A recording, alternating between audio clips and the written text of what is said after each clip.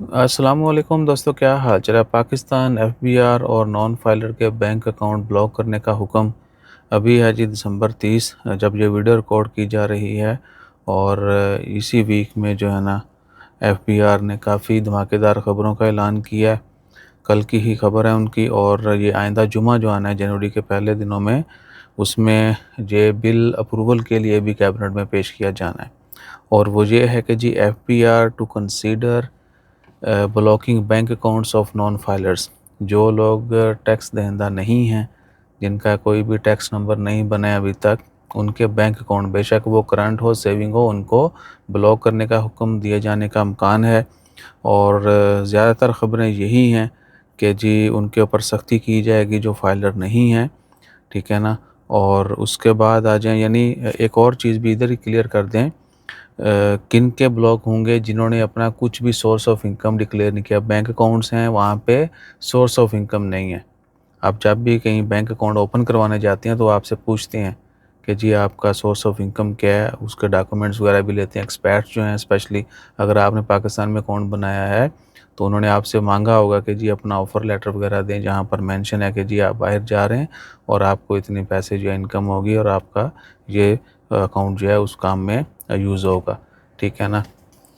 तो अगर डिक्लेयर नहीं किया और भी मुश्किल है, डिक्लेयर किया हुआ है और एक्टिव नहीं है आपने, यानी हर साल आप टैक्स रिटर्न जो भी मामलात हैं वो नहीं करते, या फिर क्या है कि सब कुछ है भी, टैक्स वैक्स का कोई आप बिज़नेस नहीं कर रहे ऐसा है जिसमें आपको टैक्स रिटर्न जमा करवाना होता है ये वो, तो भी आपको जो है रीन्यूअल करवाना होती है हर साल। और कोई ख़ास नहीं है, 2500 रियाल तक जो उसका ईयरली होता है।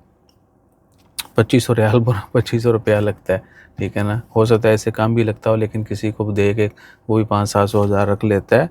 तो वकला जो हैं वो ये काम भी कर देते हैं, या बैंक के एम्प्लॉयज़ जो हैं वो भी स्पेसिफिक उनके एम्प्लॉयज़ होते हैं वो जो सारे ये काम करते हैं।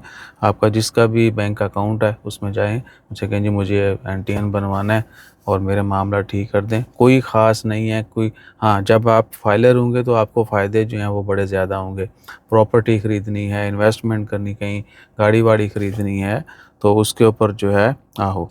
और जिन लोगों ने डिक्लेयर की हुई हैं अपनी एसेट वगैरह डिक्लेयर किए हुए हैं, अगर उनकी ट्रांज़ैक्शन उनसे ज़्यादा होती है, जब बाद में कोई और भी मसला मसाइल बनता है तो उनके लिए भी ये मुश्किलात होंगी। ये नहीं है कि सिर्फ़ जो फाइलर है वो हर तरीके से बच जाएगा, जो नॉन फाइलर है उसका अकाउंट ब्लॉक हो जाएगा, ऐसा-वैसा नहीं है।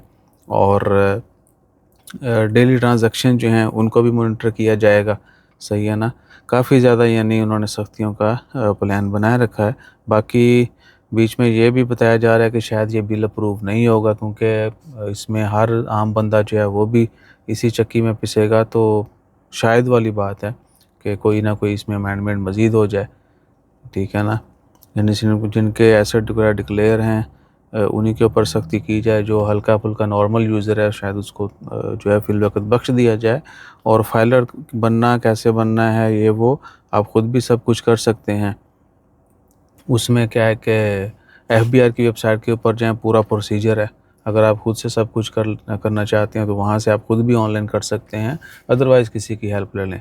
वही 200, 400, 500 जितने भी रुपया किसी ने मना सकते हो हेल्प वास्ते, बिल्कुल सिंपल काम है, कोई इतना वो नहीं है। बस आपका अकाउंट होना चाहिए, मोबाइल नंबर, ईमेल वैलिड होना चाहिए, दैट्स इट, ठीक है ना।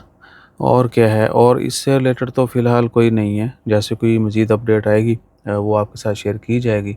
अपना ख़्याल रखा करें, दुआओं में याद रखें। और हमारा ख़्याल रखने के लिए आपने like, share, subscribe, follow, comment करते रहना है। जज़ाकल्लाह, अल्लाह हाफ़िज़।